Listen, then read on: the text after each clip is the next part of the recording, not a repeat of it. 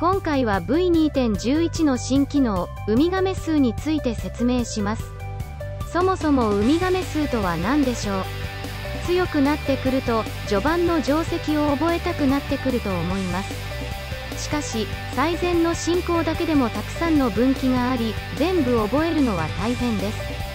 そこで、最善の進行の中でも、覚える範囲をなるべく減らせるようにするための指標が、ウミガメ数です。例えば、ここに書かれている3手分の進行を覚えることを考えてみます。単純に覚えようとすると、全部で10通りの進行を覚えることになります。この状況を黒番の立場で考えてみましょう。現在黒番で自分の打つ手は決められますので A に打つと決めておけば B の方面の進行を覚える必要はなくなります。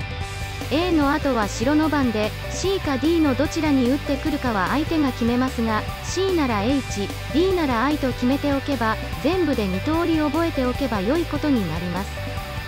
このように打つ手を決めておくと覚える数を減らすことができます。最初に黒が B に打つと決めた場合は白は E、F、G のどれかを打ってくるのでそれぞれ1つずつ合計3通りの進行を覚えることになります。このように黒が打つ手によって覚える必要がある進行の数は変わります。今度はこの状況を白番の立場で考えてみます。最初は黒なので打つ手は相手が決めます。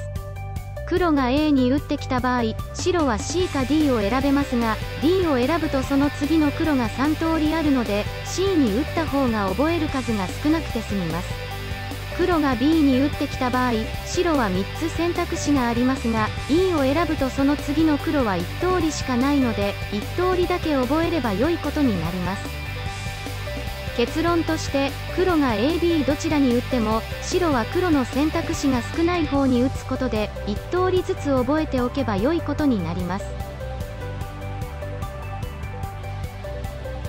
ウミガメ数はブックに登録されている最善の進行を覚えるのに最低何通り覚える必要があるかを表します。A の手については黒は2通り白は1通り覚える必要がありました。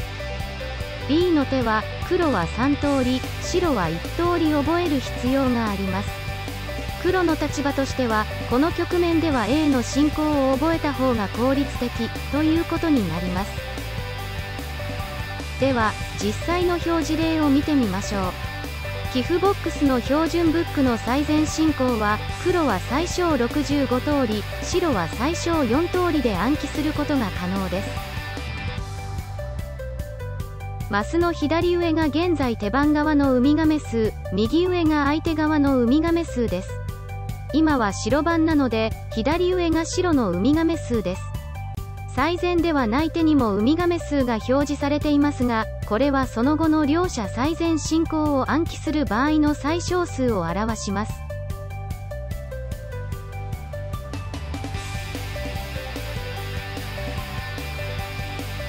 ウミガメ数はブックの範囲の最善進行なので、ブックから外れた手については表示されません。ウミガメ数は上級者向けの機能なので、デフォルトでは無効になっています。有効にするためには、設定メニューから、ウミガメ数を選んで、有効にしてください。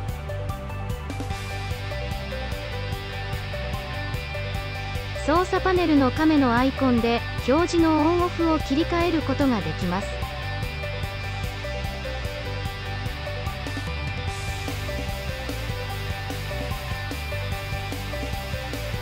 また、初期表示でオンにするかオフにするかも、設定メニューの現在フォルダ用設定で変更することができます。